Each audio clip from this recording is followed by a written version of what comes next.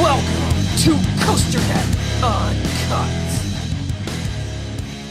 Hello, ladies and gentlemen, and welcome to another episode of COASTER-net Uncut. I am Danny Miller from Rochester, New York, alongside Andy Rybarczyk from Chicago, Illinois. And you know what? We're recording tonight on April 29th. By the time you guys see this, it'll be May. The parks are starting to open. The theme park season is slowly getting here. You know, some of the parks in the southern part of the United States are open already, and the ones up in the north by Andy and I are starting to open in the coming weeks. So we got a good topic tonight. We're going to talk about planning a theme park road trip. And this is what, Andy, you and I have a lot of experience with these. And we've had quite a few emails and comments and questions about doing a show. Say, how do you guys go on these trips? How do you guys make these trips work? So tonight we're going to go through it, and we're going to tell you how the science behind the way we do our theme park road trips. What do you think? Yeah, for sure. I've done quite a few big road trips now. My first big one was down to Texas, and then last summer I did out through Pennsylvania out to the East Coast.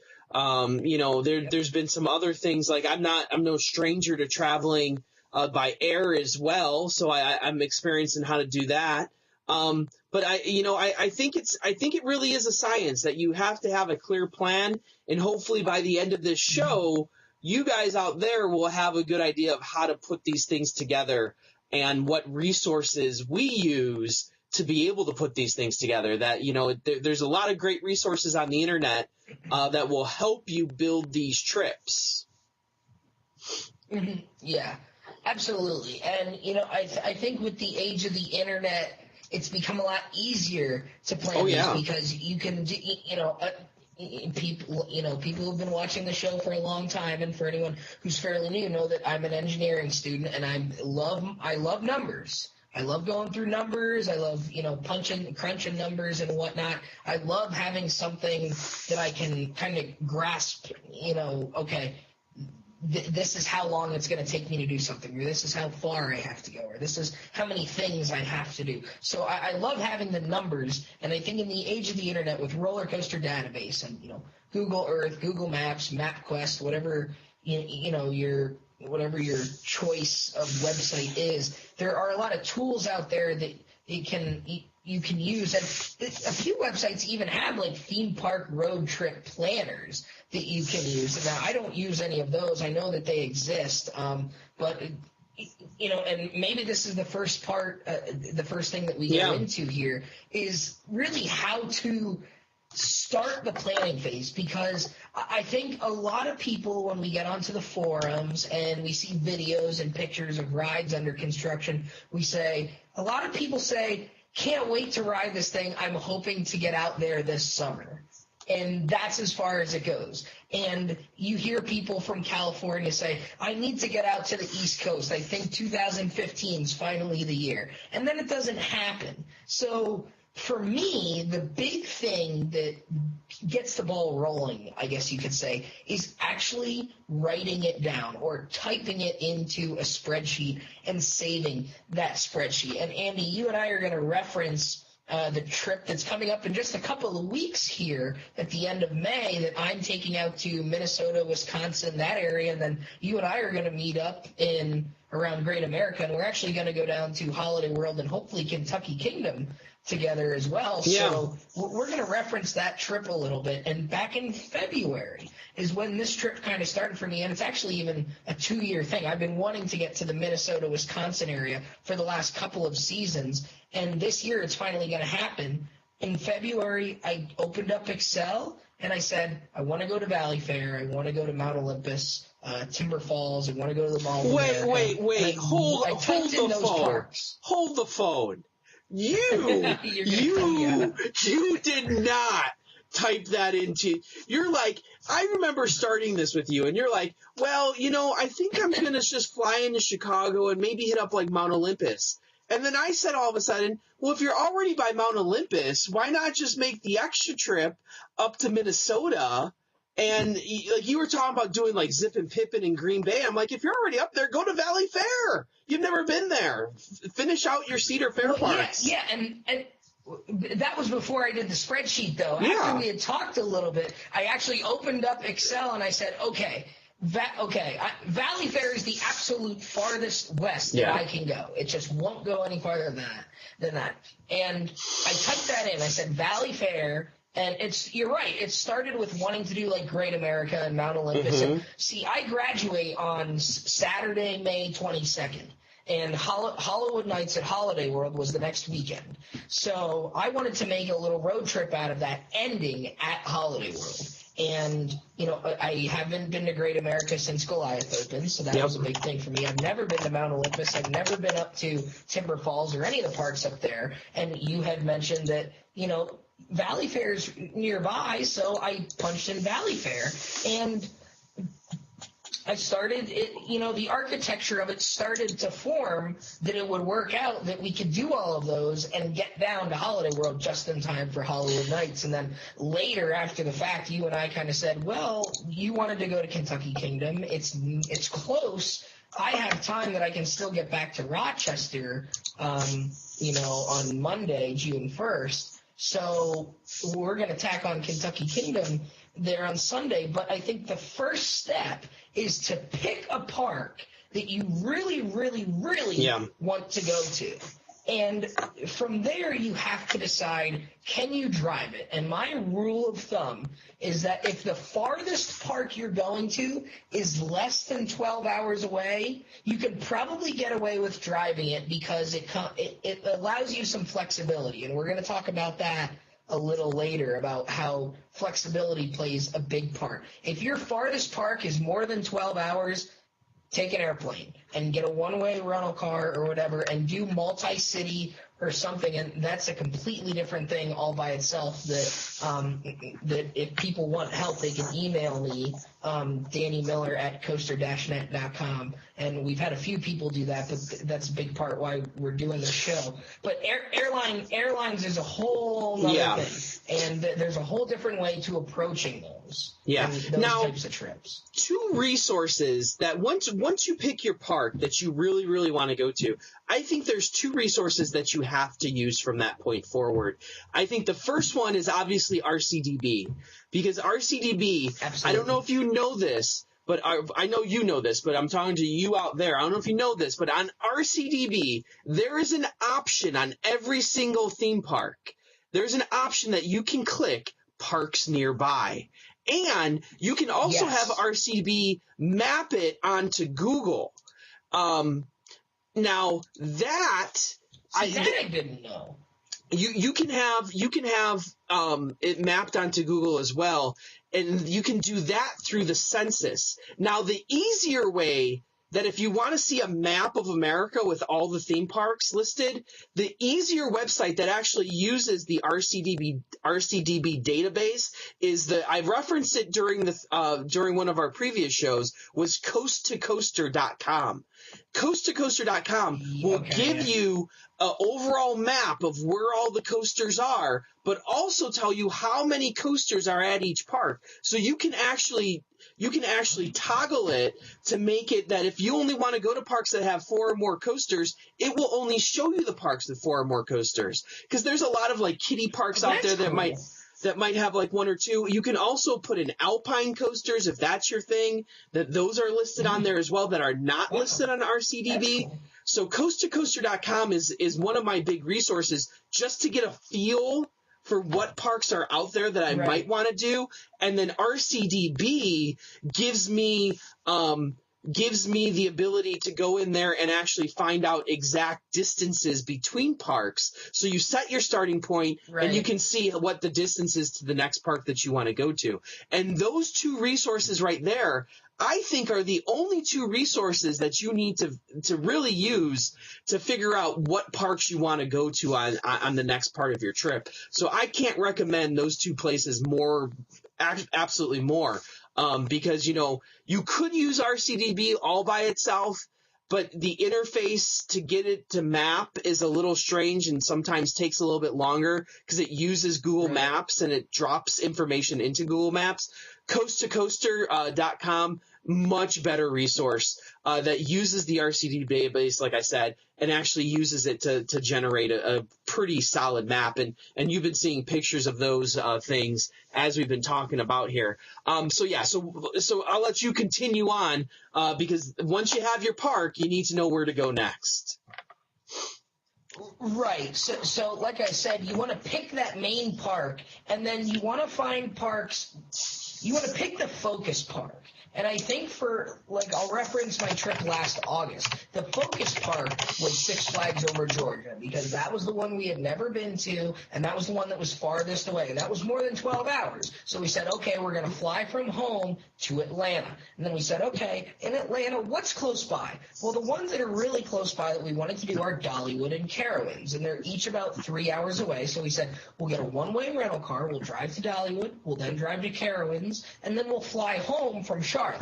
And that works out really nicely in a case like that. So you want to find those big parks that are nearby. So in the case of, I was looking at Great America and Mount Olympus.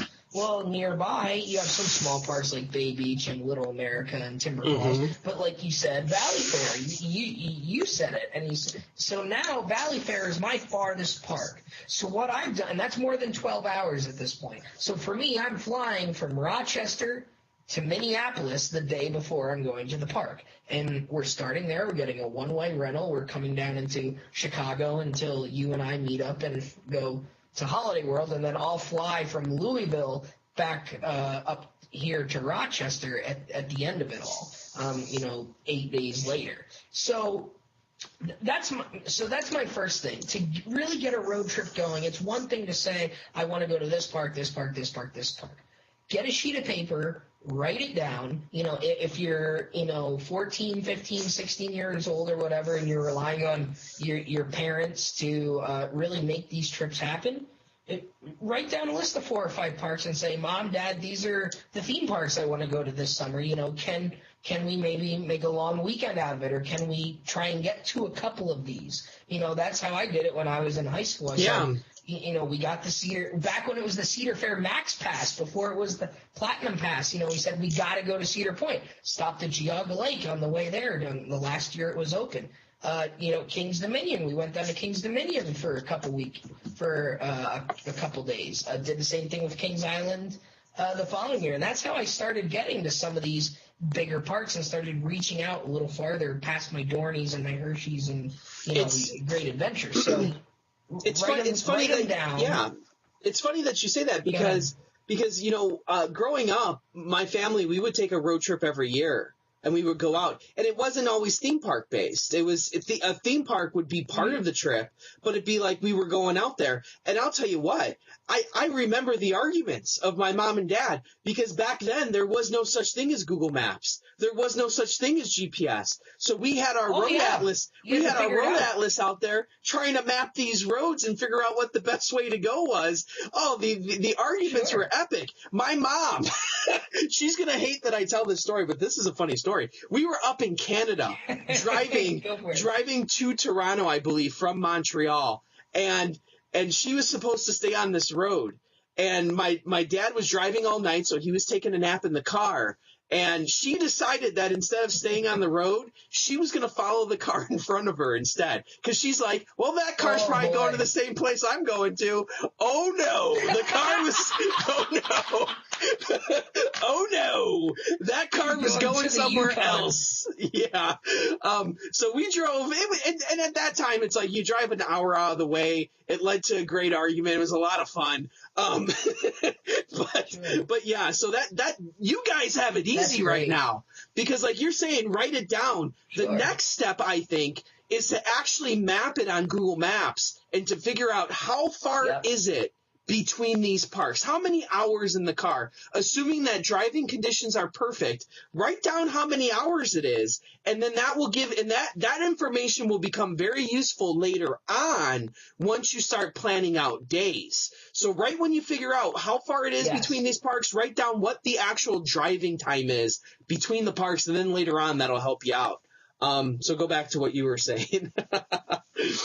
Yeah, no, that's good. I was going to go there next because the next thing, I then do mileage and driving time. And I figure out how far it's going to take me to get from park to park. And I also make a list of how many coasters are at each park, Yep. how many coasters are at a park that I have not ridden Yep.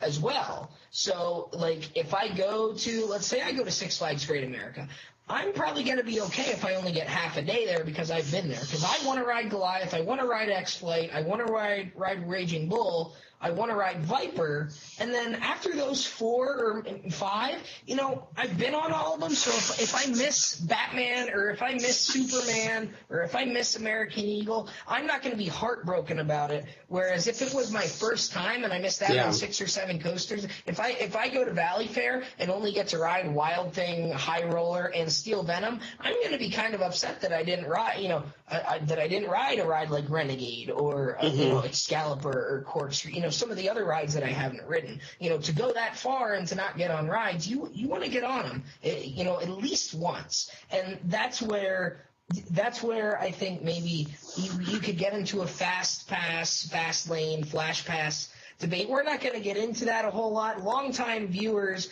know that I'm a big fan of it, and on a long trip like we're doing in a couple weeks, like when we go up to Valley Fair, we might buy Fastlane, even though we may not need it, to have it as like a safety net. You know, we're spending so much money already to get out there, for the hotels, for the food, the rental car, the airfare. What's another $50-$60 at that point? You know, that's my view on it, at least for Valley Fair. Like Great America, I don't know that we're going to do Flash Pass because I'll probably have more than a day there. Based on how things are going to work out. And I was just there 2 years ago. I want to ride Goliath. I want to ride X-Flight. I want to ride a Raging Bull. But aside from Goliath, I've ridden them all already, so I don't mind waiting in line a little bit to ride them again. You know, they're good rides. So that's one thing. Now, but for me, I think after, go ahead. Like for me with the Flash Pass, I'll be honest. I've bought Flash Pass twice in my life. Once to go to Cedar Point, which I still contend was a waste of money, but our good friend Dwayne Sponseller insisted that we get Flash Pass. So thank you, Dwayne, for costing me that money because we did not need to spend it that day. But we were just it was like my first time meeting him, and I'm like, whatever, man, get the Flash Pass. I'm here all the time. You want it, whatever. What's $70, you know? But then usually it's a game time decision for me. It's always in the back of my head that if things go south, I'm going to get the Flash Pass. And I thought on this last trip out west that when I start hitting places like Six Flags Great Adventure and Six Flags New England, I said, you know what? I'm going to hit a park out here that I'm going to have to get Flash Pass at just because it's unbearable.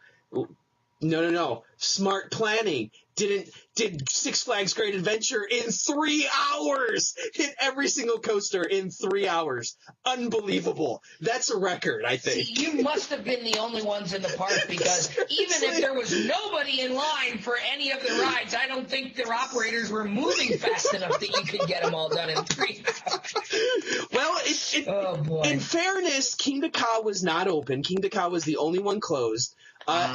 I think it had rained all day, but within that 3 hours, I did get caught by a train transfer off the track at Green Lantern, which actually took up like 25 minutes of the 3 hours. So 25 minutes was actually waiting for the damn transfer. You did it even quicker.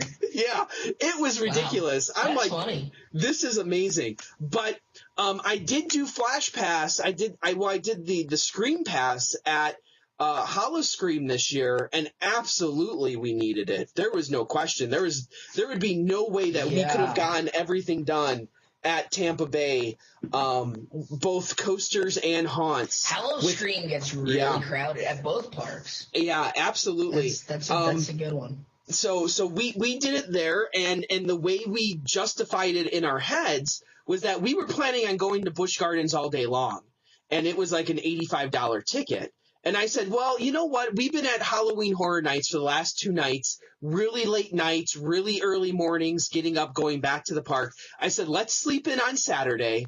Let's not go during the day. Let's take advantage of this like in between time that at Busch Gardens, if you are going to the Halloween event and you can get in a lot earlier. So we got in the park at like 4 or 5 o'clock, something really early. Got to do all the stuff. They kept a lot of the rides open, not all of them. Some of the rides were open. And I said, well, let's not buy the day ticket and take that $80 and just spend it on the Flash Pass. And I'll tell you what, it was the best thing we ever did because it worked out for us. So I think there are certain circumstances that definitely the Flash Pass is the way to go.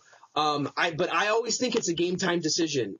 That's what I think. It's a game. Like, you walk to the park, you look at the weather. Yeah. It's not something I want to buy in advance.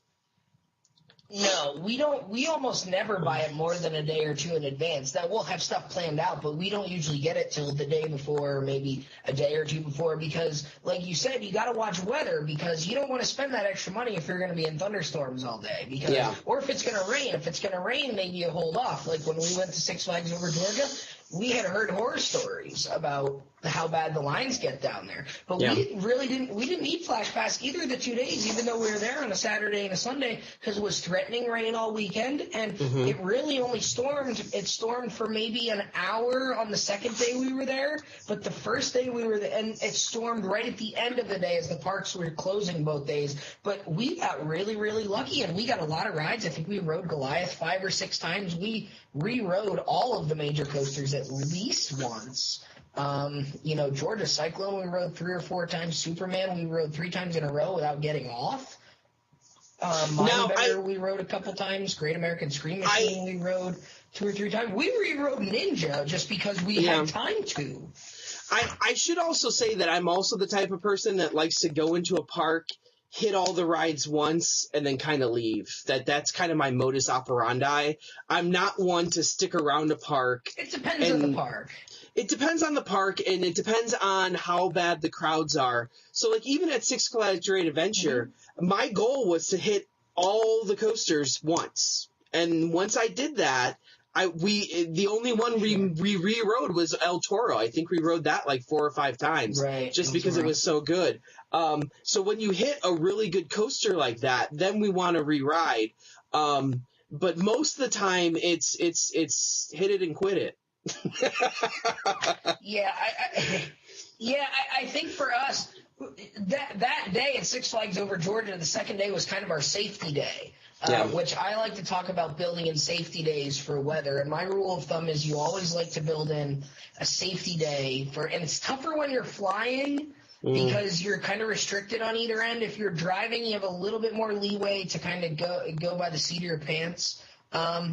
But my rule of thumb is build in one safety day for every 4 days you're at a park. And, if you have a day where you're doing nothing but driving, then that kind of acts as your safety day. But our idea was we go to Six Flags Over Georgia Saturday and Sunday. Monday we would spend the earlier part of the day driving to Dollywood, and then we would do like the after 4 o'clock admission or whatever, because they closed at 7. So we would do the cheap, if you buy a ticket for after 4 o'clock, you get the next day free. Yeah. So that's what we bought. Or you buy a regular ticket, you get the day before, like after 4 p.m. for free or whatever. So that's what we did. And we had our safety day built in there because we did Dollywood Monday and then all day Tuesday. And then we drove from Dollywood to Carowinds and then Carowinds Wednesday, I think is how it ended up working out. Let's see if that makes sense. I think that's how it went first. So, because it's interesting because I want to say no. We did Carowinds on a Tuesday, so I think we actually did Six Flags Over Georgia Sunday morning for a little bit, and then I forget exactly how it worked. And then we left and then went to Dollywood. But we had that day built in where we did everything on Saturday at Six Flags Over Georgia.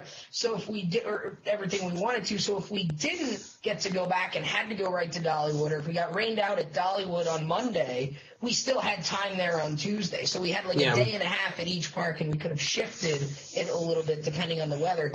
Luckily, and I've always been very lucky with the weather. And last summer I called into Coaster Radio because they wanted to hear about your theme park disasters. And the worst that I've ever had is when I went to California a few years ago, Accelerator at Knott's was closed. but I knew it would be closed. And like the Matterhorn was down for rehab, but I knew that was going to be closed. So it's like, and they were shocked that with all the trips I've taken over the last 5-6 years that I didn't have a really bad horror story. I've always had, I've never gone to a park where, 8 of the rides were closed or, it rained all day. Honestly, I've had trips where it's rained, like my first trip to Holiday World. It rained all day, but no lightning. We rode all the coasters, no lines. We rode all the wooden coasters in the rain while they were wet. They were running fantastic. Probably one of the better days I've had at a theme park. It was just absolutely phenomenal the way it ended up working out. So even the times where I've had bad weather, or maybe that was when Hurricane Isaac was going through, you would have thought that would have been horrible. And we drove that road trip. I mean, that was 12 hours each way. That was like the maximum. And it ended up working out really, really well. We ended up getting really, really lucky. Well, I think that maybe is the next step, that we're talking about different steps and we're talking about driving time. I think the next step is really deciding what parks are the parks that you want to spend a full day at versus, one thing that I like to do is I like to have like smaller parks be just stopover parks. And I think my Texas trip was a perfect example of this, that on the way back from Texas. You can drive those days. Exactly. You can drive a couple hours on those days too and use them as like travel days, and that's where the flexibility comes into it. So like on my Texas trip, I was driving from Dallas to Worlds of Fun in Kansas City. And right halfway in between was Frontier City in Oklahoma City, a small park, 5 coasters, and basically what we did is we drove in the morning from Dallas to Oklahoma City, stopped at the park, spent 2 or 3 hours there, hit the coasters, jumped back in the car, and then drove up to Kansas City. Now we had time constraints because we were up against Coasting for Kids that year, so everything had to be done. Yeah. We had to be in Kansas City on that Sunday for Coasting for Kids. Ideally, I think you want to spend as much time as you can in a park, but the reality of the situation is we were up against Coasting for Kids. You might be up against school. That person over there might be up against work. Not everyone has the same schedules, and you want to get the most done. And at some point you have to decide, well, what parks are the parks that I'm going to spend some time in, and what are the parks that I'm going to jump in there, hit some rides, take a break, and then get back on the road. And I think that's where you really need to use the resources at your disposal. And I'm going to plug us again.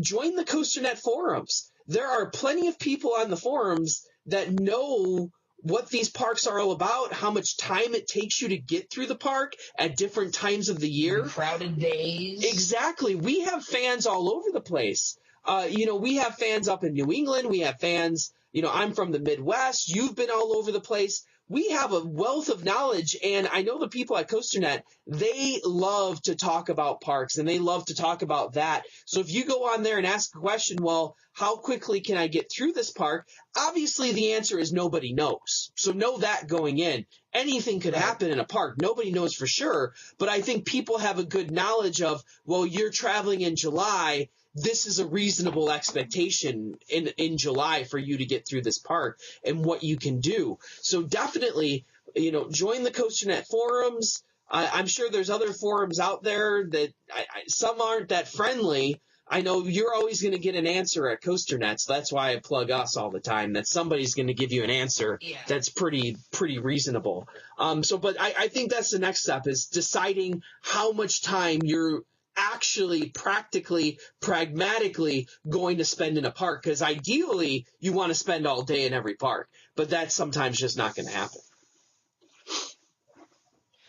Right, and that brings up a couple of other points that I've written down here. When you decide how long you want to spend in a park, look at the different ticket options. Yeah. Because, first off, if you have a platinum pass for Cedar Fair parks, you're not paying to get into that park. And that's one of my justifications for the fast lane. If I go to Cedar Point on a Saturday because of school, or, I'm on co-op doing work and I can only go on a Saturday, I'm not paying to get into the park, so I'm okay spending, $80, $90 on a fast lane because I know I didn't pay to get into that park.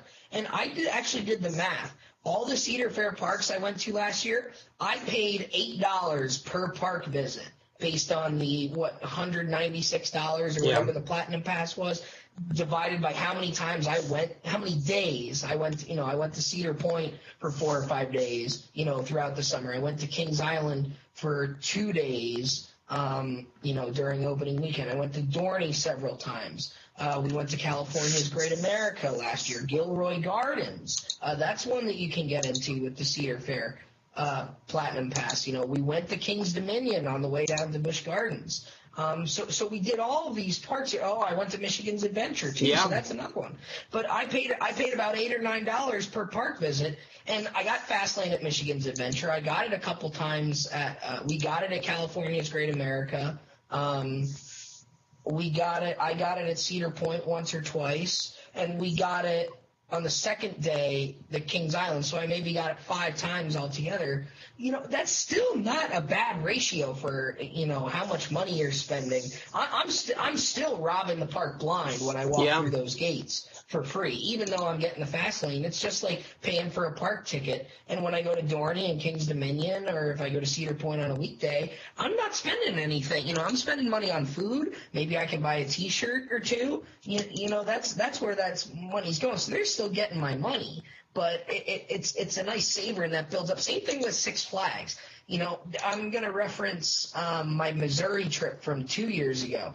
And we flew into St. Louis on a Saturday morning, early Saturday morning. Flight left at like 5:30 a.m. from Philly. And we left on a Wednesday afternoon. And we had 3 parks. We had Six Flags St. Louis, Silver Dollar City, and Worlds of Fun. And we knew we had most of the day Saturday, all day Sunday, Monday, Tuesday, and half a day Wednesday. So we had like 5 actual days and had like 3/4 of a day at the beginning and then a half a day on the end. So that built in of some flexibility. So we got to Six Flags St. Louis on Saturday, but after they opened. So we knew that we weren't going to get on 3 or 4 of the coasters before the lines built. The lines were already there because it's a Saturday in August. So we went right to Flash Pass, got Flash Pass, did everything, rode the Boss a bunch of times. I think I rode American Thunder like 10 times that day. We rode Batman, we rode Mr. Freeze a couple times, rode everything we possibly could have wanted to do. We did that day. We did all the coasters, all the major rides. So, and we wanted to see the Gateway Arch in downtown. So Sunday morning, we woke up, we went to the Gateway Arch, and then we drove to Silver Dollar City, and we knew that it was threatening rain, so we said, hey, we want to get to Silver Dollar City on Sunday afternoon and ride the rides to make sure we get on them because it's supposed to rain on Monday. So if it rains Monday, we've at least done everything on Sunday. And it did rain Monday, and we lost an hour or two due to rain and thunderstorms on Monday, but we still got to ride some stuff. We did everything. We got to Kansas City late Monday evening, went to Worlds of Fun all day Tuesday, knowing that if we missed something, we had time to go back Wednesday morning. We ended up not going back Wednesday morning. We slept in because we knew we had a long trip back home, but it worked out perfectly because we had that little bit of a buffer. We had that buffer day just in case, and we almost needed it. We didn't get we almost didn't get Thunderation in. We had to get that in after the rainstorm on Monday, right before we left to get to Kansas City. So it ended up working out really, really well on that trip. So, but you want to see, like I said, with the Dollywood ticket deal, where if you buy one day, you get the previous day after like 3 or 4 o'clock for free. You want to take advantage of stuff like that because you're not paying anything extra for that. If you can take advantage of, well, if you buy a full day ticket, we'll give you a half a day for free. Take advantage of that kind of stuff because you're not paying extra for that. So anything, that's gravy right there. And maybe you can knock out 4 or 5 coasters. And at a park like Dollywood where they only have 5 or 6 big ones, you could really, maybe you realize that you don't like the Tennessee Tornado or you don't like Mystery Mine or maybe you didn't like Wild Eagle. I don't know why you wouldn't like any of those coasters, but maybe one of them's not your favorite. You don't have to go back and ride it. and waste time on maybe a busier day. Yeah. You know, a lot of people go to parks on the weekends. I think the magic day to go on parks is Tuesday or Wednesday because it's in the middle of the week.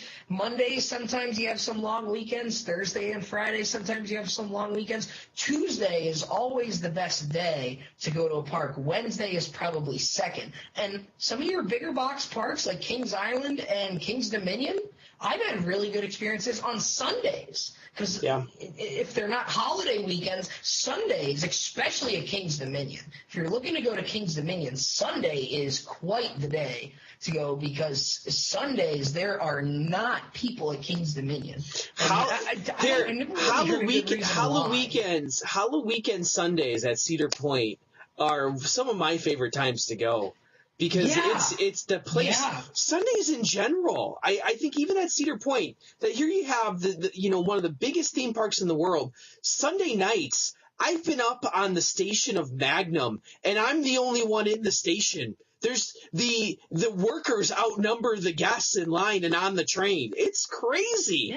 The number of people that are there. It's great times. Now I'm going to throw out one more plug for you, for the site. And if you're talking about saving money and talking about ways to go to the club, that we have the COASTER-net Club, and for $10, you can get access to 20 standard memberships or standard discounts. And these discounts will range anywhere between $3 to $5, sometimes even $10 off, depending on the park you go to. We get pretty good discounts. Now you can also get that standard membership for free. You might have noticed that I am sporting tonight the brand new COASTER-net Uncut t-shirt that some of you guys are really huge fans out there of COASTER-net Uncut. If you buy the t-shirt's $10. We're not charging outrageous prices for this t-shirt. The t-shirt's $10. You're going to get a free standard membership already. Now, we also have a VIP club as well, that we have a separate ticketing program that gets you discounts to places like Disney, Universal, not huge discounts, but $5 to $10 here. Hey, I save $5. That buys me an elephant ear, baby. So I'm getting a free elephant ear on the deal off of my club membership. Now, the VIP membership is a lifetime program.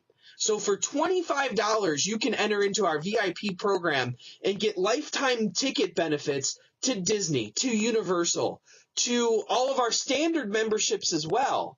Or you could buy a t-shirt and pay an extra $15 and get lifetime benefits right now. Now, this price, I don't want to sound like a big shill here. This price is not lasting forever. I can tell you that by the end of this season, that price is going to go up. That price is not going to sit at $25 for the rest of your life. So if you want in right now, buy a t-shirt, pay an extra $15, and you can get lifetime discounts to the COASTER-net Club right now. We don't do events. We don't do anything else. We're simply here to save you money. And if you want to save money, you got to get into a club. And we offer stuff all over the place. We have stuff from big box parks. We got stuff from little parks. I went to Frontier City, like I was saying before, paid $20 to get in the door. $20. That's next to nothing for me. $20 to walk in. Not a bad park. Not at all. For $20. $20, got in the door, spent a few hours there, walked out. If it was any more than that, we probably would not have done it, because I think the online ticket price is like $45. And I'm like, for $45, I don't think I want to do that park. But for $20, I'm doing it. And that's what bought us those tickets. That's what changed my mind about going to that park. Yeah, if you can get a good discount to any park, it'll make you a lot more apt to go. And that's where your Platinum Pass or your Season Pass comes in. If you're taking a road trip to Ohio and you're going to Cedar Point for 2 days and then Kings Island for 2 days, get the Platinum Pass because you get the benefits of getting in early at Cedar Point at both parks, really. So you get some added benefits with that. That's worth that little bit of extra money. If the Platinum Pass pays for itself in 4 visits to any Cedar Fair park, really. 3 or 4 visits, and you get some added benefits that you don't get with even the regular season passes. So the Platinum Pass, if you're going to go to more than one Cedar Fair Fair park, just like the Six Flags pass. Six Flags passes you can get for about 80, 90, $100 depending on your home park. You go to 2 or 3 Six Flags parks, they pay for themselves. And if you get the ones that save on parking, like the Platinum Pass, yes, you're saving $15, $20, $25 right before you even walk in the gate. So that's another thing to consider, really. Plus, a lot of those passes, especially the Six Flags Pass and the Platinum Pass at Cedar Fair, you get other discounts too. So, for instance, when I go to Cedar Point, I use my Platinum Pass to book my hotel. I get 10% off of all my T-shirts that I buy. Same thing at Six Flags. I get 10% off, or you get all these deals on top of that. I think I did the math one year, and by the end of the time, $8 sounds real low to me, or real high to me. After all my discounts and all the stuff I was getting off, I was like paying like half price for the season pass, for the Platinum Pass at Cedar Fair, because I was saving $10, $20 every time I booked a hotel room. I was saving 10% every time I bought a T-shirt. That stuff adds up real quick. And if you're doing, I do multiple Cedar Fair parks in a season, it's silly for me not to get it. Yeah, absolutely. So, and sometimes it's even like if you bring a Coke can or a Pepsi can, you can get a couple bucks off. And buy your tickets online, because most parks will give you like a $10 or $12 discount online. And even if they don't, you don't have to stand at the ticket booth. You go right to the turnstile and you get right in with your voucher. So even if you don't save any money, you're saving time while you're at the park. So if you can buy online, absolutely do it online and buy online. Because sometimes those lines get... That's not the way you like to do it, maybe, but sometimes you can waste a good half hour, 40 minutes just waiting to get into the park. Absolutely. Absolutely. I want to go ride. Yeah. Other people are on roller coasters, and I'm staying buying a stupid ticket. Get out of here. I want to be on that first ride out. Yeah, exactly. And I don't know if we're ever going to see a good way to let people into parks. It just seems like there's no real fast, quick way to do it. Even at the parks, even at like Universal, when they first opened during the day, it just takes a while to get through when you have that initial mob going through. It's just part of what you have to do. So, we were talking about being smart with what parks you want to do what day. Going along with that, I talked about, how you could drive on the same day you do maybe a smaller park. I always like staying near the park you're going the next day, because, and this goes along with another thing that I wrote in a blog a while back in 2013, is you have to prepare your body. And what I mean by that is you have to prepare your body in the days leading up to the trip. So on a trip like a long Missouri, like our Missouri trip, where we had to fly out at 5:30, the days leading up to that, I wanted to get to bed early so that it wasn't hard for me to go to bed early the night before we left. Because if you go to bed early, then it's not so hard getting up at 3 a.m. when we have to drive to Philadelphia to go get our airplane. Because I live about an hour away from the Philadelphia airport. So we had to leave about 2 o'clock, 2:30 a.m. to get down there for a 5:30 a.m. flight. And then after you fly there, we were flying into the central time zone out there in Missouri. So we're gaining an hour, but then we're going to go to a park all day. So when you think about that, that is a really, really long day. And if you don't get a good night's sleep the days leading up to that trip, you're going to be in really bad shape after that first day. And then you're not going to be in the mood to wake up early to go to a park the next day. You're not going to be in the mood to drive a couple of hours to a park the next day. So I would rather go to a park until like 8 or 9 o'clock and maybe drive 2 or 3 hours, get to a hotel maybe around 11:30, midnight. But if the park's right across the street and they open at 10, I can wake up at 9 o'clock. I can roll out of bed at 8:30, 9 o'clock and still get a good 7, 8 hours of sleep and wake up, grab a shower, grab a bite to eat down in the lobby, and then I walk across the street and I'm at the park. I don't have to get in a car and drive 3 hours because then I'm up at 6. And if I'm tired from the night before and then have to get up at 5:30, 6 o'clock, and I haven't been training myself to do that in the days coming, you're going to be in real bad shape come day 4 or 5. You're going to be struggling to get into these parks. You're not going to have the go-getter attitude. I've seen it happen. I'm a ride warrior. If you're burnt out, you can ask anyone that's ever traveled with me, and it's not an option. Your ass is getting up, and we're going to the park. And you travel with me, I'm like a taskmaster. So people know right away. Sure, yeah, absolutely. Like people learn that, and people are warned before they go on the trip that you had better be ready to go. Because if you're not ready to go, you're staying at the hotel all day, or you're sitting in the car all day. I don't care. I'm going without you, and people know if you're signing up to my trip, you're on my schedule. Absolutely. And, when I take my sister to parks from time to time, when we get, the milestones when you're going to parks that you go to a lot. If we go to Hershey Park for the day, we get off of I-81, and then it's about 8 miles down the road until you actually get into Hershey. And right before you get into Hershey, you go down into a little valley. And then you go up to the top of the hill and you make a right turn. And there's Hershey Park and, the stadium and Giant Center and the factory and everything. And when we get down into that valley, I say to my sister, I was like, make sure you have everything to go. You have everything ready, because as soon as that car is in park, the key is coming out and we're going. I'm not one of these people that likes to stand at the car for 10 minutes and, I got to put the stuff in the bag and I got to put my sneakers on and, I have to do my hair quick. You know what? When I get on Skyrush, my hair is going to be screwed up anyway. So I don't give a damn about what my hair looks like. You know what I mean? Well, have the stuff ready, because that car, I'm hitting the lock button and we're going, and anything that's in the car is staying there until we come out 12 hours later. And I'll be honest with you, my wife won't travel with me. She refuses to go with me to a park for the first time. And that's the way it is. She can't handle the schedule. She knows I can't be on your schedule like that. So she doesn't go. She'll go to a park with me the second or third time because, hey, this is a business trip. Right. And that's what I tell people. This is business. This isn't pleasure. I'm here to ride roller coasters. This is serious. I need to hit every roller coaster in that park today. And if I don't, I'm going to be upset. And trust me, you don't want me upset at the end of the day. No.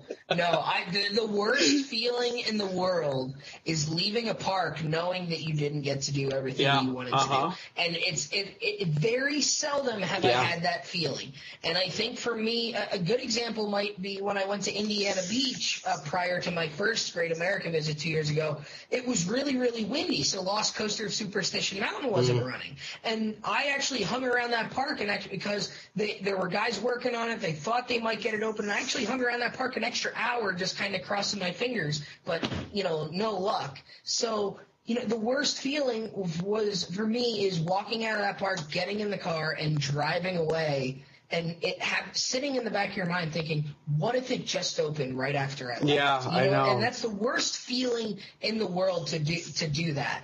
And that's really tough, especially at a park that you haven't been to. It's one thing if you've been there before and you've done it, like when we went to Carowinds last year. When we went to Carowinds last year, Afterburn was closed. I guess they had a problem with Afterburn, and it was closed the entire day.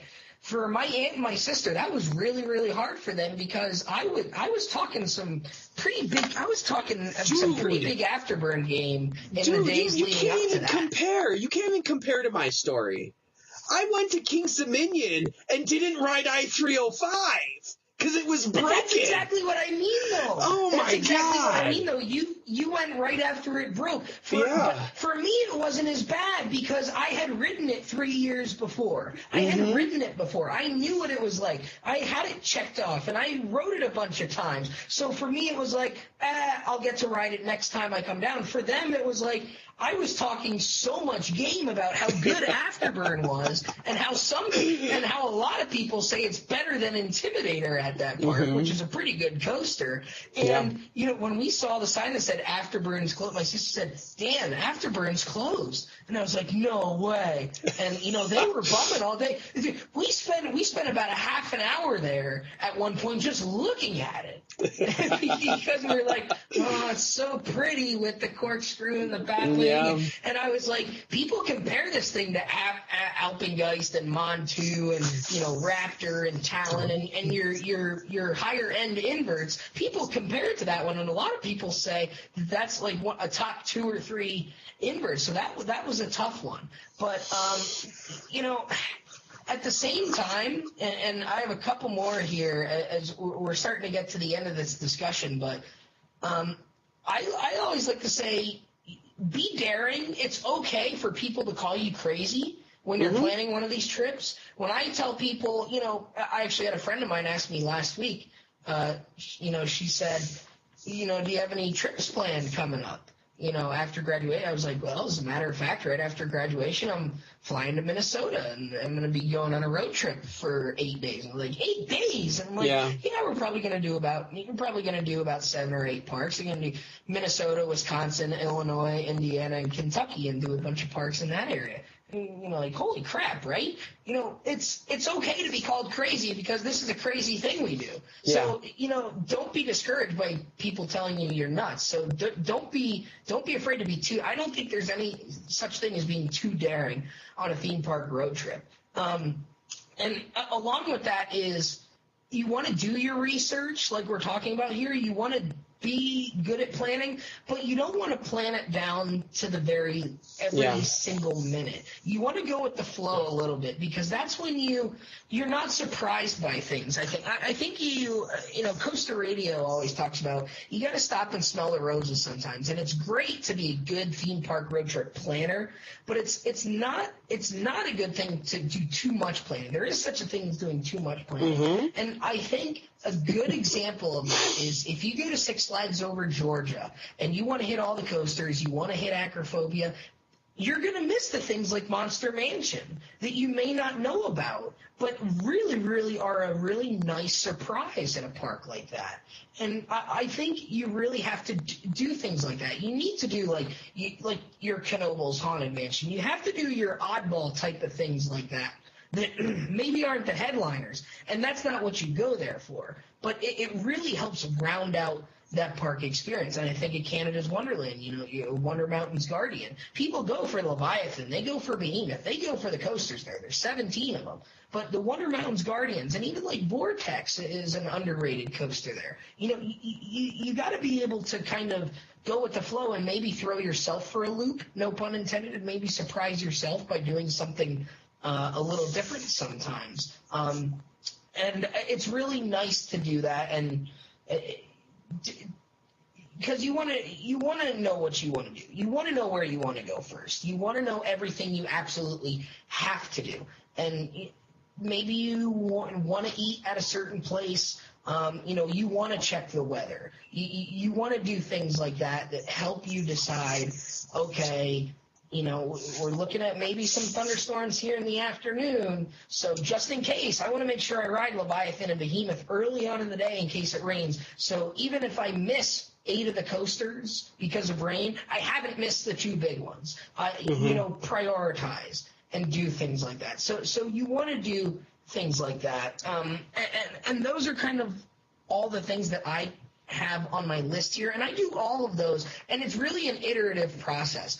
We talk about you always in like the week or 2 leading up when you can actually get accurate weather forecasts, you're always kind of just checking things over.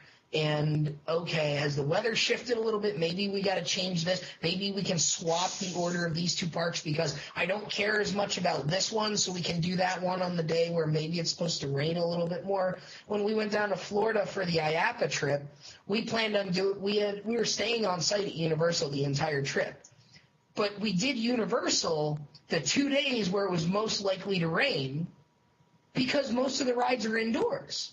So if you can find an hour or 2 where it's sunny to ride the roller coasters, Revenge of the Mummy, the Harry Potter rides, Twister, Transformers, all those type, Despicable Me, all those rides you can do in a thunderstorm. They're inside, they're enclosed. Those are not weather dependent rides, unless the building's leaking or something. But or it's disaster transport. Because disaster transport didn't run in the rain for some reason. Yeah, well, but that's what I mean. And that's not as applicable when you're going to like a Cedar Point or Kings Dominion where everything's outside. Yeah. So it's tough. But you want to do those types of things that you might overlook at first, and think about the really technical things where don't be discouraged by rain. I can't stress that enough. Do not be discouraged by rain.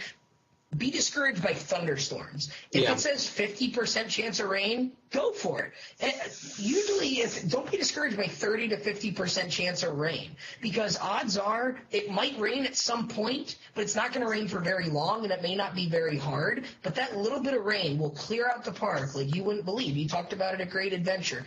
Be discouraged by 90% chance of thunderstorms all day. That's bad. 50 to 60% chance of light rain showers is not a big deal at all, because most of your coasters are running in the rain anyway, and quite frankly, if you're looking for wooden roller coasters, some of them run a little bit better in the rain too. I mean, sometimes that's a good thing. You get no lines, like you were talking about. Now, I'm going to leave this up to you, because those are kind of all the things I had. Do we want to quickly talk about the difference between driving and flying? Do we want to make a few distinctions there? Because I think that's a big thing. I think the biggest thing is that when you fly, like I talked about before with my Texas trip, how I had a hard end and I had to be in Kansas City for Coasting for Kids. Flying is the same thing. You're just boxing yourself in, so you might have to be a little more conservative. Yeah, and you might have to be a little more conservative with what you are able to do. You like for instance, when I went out to Pennsylvania, I basically had two trips planned. I had a best case scenario and probably what was going to happen scenario. And my what was going to happen is that we were going to go out to Jackson, New Jersey, hit Six Flags, and then double back and hit Knoebels and go back home to Chicago.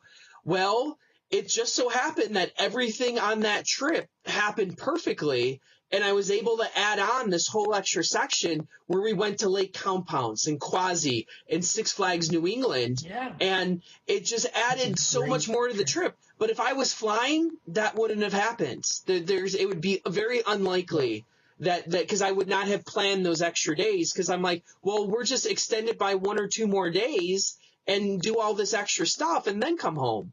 Flying, you are so boxed in, and you have to be more conservative, I think, is the best way I can put it. Yeah. And that's what I talked about with our buffer days, and how especially when we drive, it's not as big of a deal. But when you're flying and you're boxed in at either end and you're constricted and you're at the mercy of the airline, that's when I really like to have those buffer days built in there and those safety days, because when you book, you have to book airlines in advance. The magic number for airlines is 47 days in advance. Don't book it too early. Don't book it 8 months in advance, because sometimes the prices will start out higher. But you don't want to book them a week ahead of time either. You're looking at 47 days is the magic number that I always hear. But you're 1 to 2 months, 30 to 60 days, somewhere in there. You're usually not going to see much fluctuation. I've been looking at plane tickets for a trip for a month and a half right now, and some of the flight costs have gone down a little bit. Some have gone up a few bucks. Some have stayed exactly the same for 2 months. So, and I'm looking at the end of June. So, I'm still in that magic window where I'm about 2 months out from that yet. So, I'll be booking those shortly. But when you have to build in safety days, and if you can't, then you have to go in knowing that there is a chance that if you get a bad day of weather, or if you get a flight delayed or a flight cancellation even, God forbid, you're going to have to sacrifice some things, and you're going to have to go in knowing that. And I think this trip, I think because we have so long in between our start and end days, I think we have enough safety time built in on this May trip that it's not going to kill me if we, don't do Bay Beach and Little America and have to cut that. So that's kind of like my safety day built in there. And if it works out, it's a best case because I get to do that, like you were talking about. If we do, if I end up doing the Southern California trip, that trip is going to be very, very aggressive, where I leave at 6 a.m. Saturday morning from Rochester and get out to California about 11 o'clock Saturday morning that time. And our plan would be to go to Knott's Berry Farm until they close at 11 o'clock that night. So, I mean, that's aggressive. And then we would be doing probably Disney on Sunday or Magic Mountain Sunday, and then the other on Monday. And then Tuesday we want to go down to San Diego and do SeaWorld and Belmont. And then I would fly out from San Diego back to Rochester on a red-eye overnight to get back to Rochester Wednesday morning because I have a Wednesday night class. So that is a very aggressive schedule. And there's no safety time built into those. If we run into, Southern California, knock on wood, the weather's usually pretty decent down there most of the time. I hit rain. I hit rain. Exactly. If you hit rain down there and it's bad, that entire trip could go down the toilet for us. I was at Knott's Berry. It was a light rain, and they shut the park down. I'm like, you guys are shutting the park down. And I'm like, well, I'm from Cedar Point. Rain like this is fun time at Cedar Point. We ride the roller coasters in snow in Ohio. Yeah, seriously, like, what are you guys doing out here? Oh man, do you remember opening weekend when Gatekeeper opened? I mean, how windy it was and how chilly it was.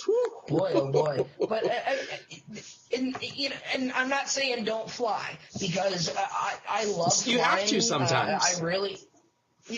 When I'm going to California, I'm not driving. Yeah, I'm not driving to California. No way. No, absolutely not. And if you're from California, if you go to Cedar Point, you're not driving that. You're flying into Cleveland or, Columbus or Cincinnati or something. And when you do that, you're doing a bunch of parks. Yeah. You're not going to fly from California to Ohio just to go to Cedar Point. That might be that main park we talked about, but you're going to do some others in the area. You're going to do Kings Island. You're going to try and get to like a Hershey Park or Kennywood or a Holiday World, stuff that's reasonably nearby that you can do. So I'm not saying don't fly because I really enjoy flying, and personally I like Southwest Airlines the best. They're typically the cheapest airline to fly if you don't have if cost is a big concern, which for most people it is. Southwest Airlines is typically the cheapest. Their scheduling, their drawback is usually scheduling. You're very, very unlikely to get a direct flight anywhere on Southwest because they typically will fly you through. Not with you because you're from Chicago. You can go anywhere. But see, Southwest Airlines typically Southwest Airlines hubs in Chicago Midway. Used to be Houston Hobby. Which any of now the it's a lot of Atlanta that have too. More than one. For me, it's mostly Chicago, Atlanta. Okay, most of the major cities that have more than one airport, Southwest goes to the smaller of the two. Yeah. Like in Chicago, instead of O'Hare, which is where most of the planes go, they go to Midway. Yeah. In Houston, there's George Bush and Houston Hobby. Houston Hobby is the smaller, which I'm not sure if it's still a hub of theirs or if they finally transferred to Dallas. Because Dallas has Dallas-Fort Worth and Dallas Love, and Dallas Love Field is the smaller. That's where their new hub is going to be. And then in Washington, D.C., the Baltimore area, there's Ronald Reagan, and then there's Baltimore, Washington, which is a little further south. BWI, Baltimore, Washington, is the smaller, and that's where Southwest goes. They usually don't go to Ronald Reagan. So, and then the other thing, when you're going out to California, Southwest will go to LAX, the Los Angeles airport, but they also go to Burbank, Orange County, and Santa Ana. They go to 3 other nearby airports in the Southern California area. So sometimes the timing works out a little better going down there. Same thing with San Francisco and Oakland. you can really go to either or San Jose. I mean, those are all within about an hour. You know, San Francisco and Oakland are really close to each other. San Jose is a little further south. But things like that, you can really – Southwest offers a lot of different options there. You're more likely to get a direct flight on an airline like US Air or Delta, or depending on where your city is. Off the top of my head, I'll just run through some of the big cities where the hubs are. So if you're in one of these cities, I'll name the airline you're probably best off with. US Air hubs out of Philadelphia, Charlotte, Phoenix is a good one for them. So if you're West Coast, that we have some friends in Arizona, US Air is usually your best bet out of Phoenix. Delta will go out of Detroit, Atlanta. Let's see, what else is a good Delta hub? Anything that used to be Northwest. Minneapolis is a good one for Delta because Delta and Northwest merged. US Air is now with American Airlines, so Dallas and Miami are also good on US Air because those are the old American Airlines. And then the other group was United and Continental. So for United and Continental, Newark, New Jersey, Cleveland for the Ohio folks. United is a good bet out of Cleveland. What else was Continental? Oh, United is big in Chicago out of O'Hare, and I think they go to Denver a lot as well. So everything goes out of LAX, everything goes out of JFK or LaGuardia, or if you're in New York City. But lots of options when you're taking airlines. So those are things to consider when you're doing that. More flexibility when you're driving, but obviously a lot lower travel times, and sometimes you just have to fly. So Yeah, exactly. So I don't know. Is there anything else that you can really think of? I really think it's maybe this is another show we'll have to do where we'll have to have people give us tips about their home parks. I know Coaster Radio has done that a couple of times. Maybe that's one we kind of steal out of their book and have all the people say, what's your home park and what are some tips on how to go to your home park. And then another thing is planning trips, because we have people emailing us about planning trips. Another thing is maybe if people have specific questions that we see come up over and over, maybe we do a revisit the show at some point and say, well, these are the specific questions that people constantly ask. But I think we've given a pretty good basic rundown of how to do this. Like there's some other nuances here that I think we could get into, but we don't want to make the show 6 hours long either. So maybe if we see questions continually come up, we can get into that again and try to revisit the show and maybe do some secret tips and some more advanced trip planning maybe. Yeah, I think so. Maybe we'll do. Maybe we'll have a episode where a while back we did Ask Danny and Andy everything or anything. Maybe we'll even throw it out in the coming weeks because we have a lot of shows planned for the upcoming weeks already. Yeah. You know, we're going to be talking about Cedar Point's opening day in a couple of weeks, and we're going to have our contest winner. Jenny on to talk about that after Rougarou opens up, so that's coming up in another week or two. We're hopefully going to be talking about Fury 325 as well in an upcoming show. That's one that we have planned. So we've got a couple of good shows in the pipeline, and then you know when we get to you and I, you know, we're going to be at parks together. So we're going to actually be in the same room for the first time in over a year. Yeah. So we'll get to do that as well. Since Banshee Media Day, I think was the last time that we were actually at a park together. So it's already been over a year since that. So we'll get to do a show from there. But after that, maybe a few people have trips coming up later in the summer.